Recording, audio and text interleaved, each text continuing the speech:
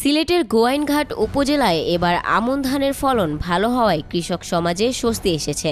উপজেলার বিস্তীর্ণ মাঠ জুড়ে সোনালী ধানের শীষ দুলছে মিষ্টি হাওয়ায়। অনুকূল আবহাওয়া, নিয়মিত বৃষ্টিপাত এবং কৃষি বিভাগের নিবিড় তদারকির ফলে উৎপাদন বেড়েছে উল্লেখযোগ্যভাবে। আধুনিক চাষাবাদ পদ্ধতি, উন্নত মানের বীজ এবং নিয়মিত পরিচর্যার ফলেই এমন উৎপাদন সম্ভব হয়েছে বলে জানিয়েছেন কৃষকরা। উপজেলা কৃষি অফিসের তথ্য অনুযায়ী চলতি মৌসুমে গোয়াইনঘাটের ১৩টি ইউনিয়নে মোট ১৮,১৮০ হেক্টর জমিতে আমন চাষ হয়েছে। ইতোমধ্যে বিভিন্ন এলাকায় ধান কাটা শুরু হয়েছে। মঙ্গলবার পর্যন্ত প্রায় ৪৫% ধান কর্তন হয়েছে বলে জানিয়েছেন কৃষি অফিস।